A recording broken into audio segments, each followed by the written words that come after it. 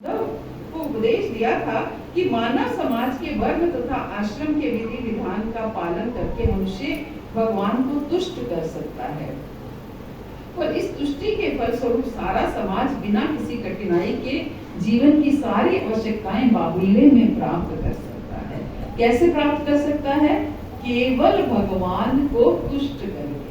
जब हम भगवान को तुष्ट करते हैं तो जीवन की सारी आवश्यकताएं अपने आप प्राप्त हो जाती हैं। अनन्याश्चियन्तो मां ये जना पर्युपास्ते तेषां नित्याभियुक्तानां योगक्षेमः।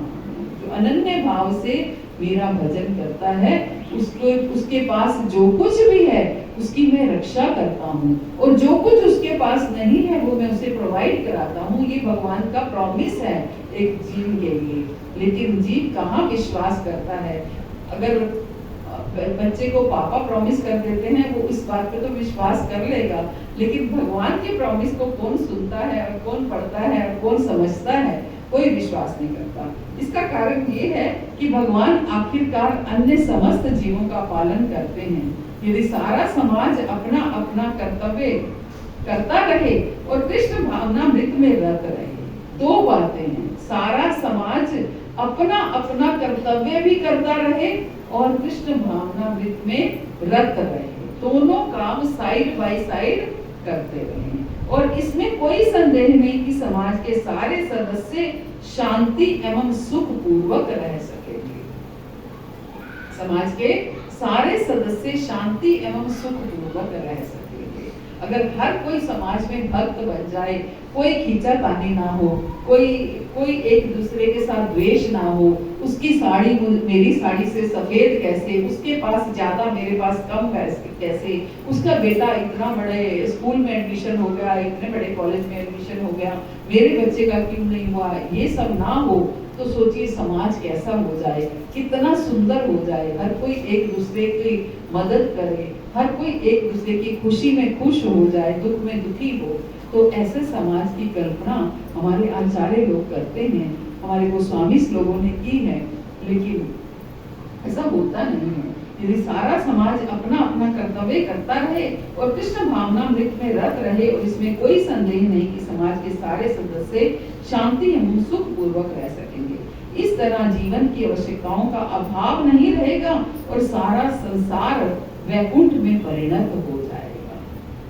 अगर ऐसा संसार हो, चारों तरफ भक्ति हो, हर कोई हरि नाम लेता हो। गांव में क्या होता था? दिन भर खेती बाड़ी करते थे, दिन भर अपने काम काज करते थे, रात को बड़ा अच्छा समय होता होगा जब लाइट नहीं होती होगी। मैं कई बार उस समय को बड़ा इमेजिन करती हूँ कि जब लाइट नहीं होती होगी तो जैसे ही अंधेरा हो गया आप कुछ काम कर ही नहीं सकते, खाना पीना खाया तो बस उसके बाद आप फ्री हो, उसके बाद आप सब अपनी अपनी चारपाई बाहर निकाल के बैठते हैं और क्या होता है, भजन कीर्तन करते किया जाता है। तो और भजन कीर्तन करते करते ही मैंने भी देखा है ये समय ऐसा हमारे गांव में होता था पटवन में, तो हम लोग जाते थे, खाने के ओकेशंस पे ही जाते थे, लेकिन देखिए है ये बड़ी अच्छी लगती थी कि मतलब 6 बजे तक आपका डिनर फिनिश हो जाता है। क्योंकि हालांकि हमने जो देखा है, हमने तो लाइट आने के बाद का समय देखा है, लेकिन वो शुरू का समय था जब बिजली आई थी, तो वो रहती कम थी, जाती ज्यादा थी, वो वाला समय था। तो इसलिए हर किसी को डर रहता था कि लाइट पता नहीं रहेगी, है ना, तो लाइट पता नहीं रहेगी या नहीं रहेगी, तो इसलिए 6 बजे ही डिनर वगैरह कंप्लीट हो जाता था। खुले आंगन होते थे, हर कोई अपनी अपनी चारपाई बिछाता था और वही भजन कीर्तन शुरू हो जाता था। और सुबह जब रात को आप 8 बजे सो जाओगे, 9 बजे सो जाओगे, तो सुबह अपने आप आपकी 3-4 बजे आंख खुल जाएगी, 3 बजे खुल जाएगी। तो रोशनी तो होती है 6 बजे या 5 बजे, तो 5 बजे की रोशनी हो तो 2 घंटे फिर आपके पास भजन के लिए हैं। 3 बजे उठ के फिर 4 बजे में बैठ जाना और भजन करना, फिर 5 बजे जब रोशनी होगी तभी तो कामकाज शुरू करोगे ना। तो कितना अच्छा कि आपकी जैसे एक हमारे LIC में एक स्कीम है कंपल्सरी डिपॉजिट, कि आपको कंपल्सरी वो डिपॉजिट करना ही है, जबरदस्ती करना है।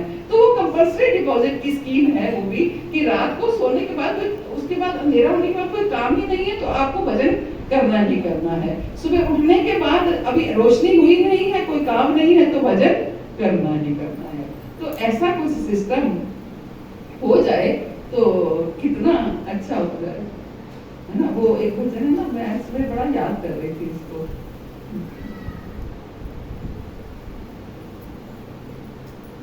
किशोरी कुछ ऐसा इंतजाम हो जाए, किशोरी कुछ ऐसा इंतजाम हो जाए, राधा राधा नाम हो जाए, जुबां पे राधा राधा राधा नाम हो जाए, किशोर कुछ ऐसा इंतजाम हो जाए। तो ये भगवान के अरेंजमेंट थे। ऐसा कुछ अरेंजमेंट हमारे लिए भी हो जाए कि कुछ ना करने की इच्छा हो तो भी होना ही होना है, करना ही करना है, इतना भजन होना ही होना है। तो ऐसा अरेंजमेंट होते थे पहले। तो श्रीमद् भागवत में भी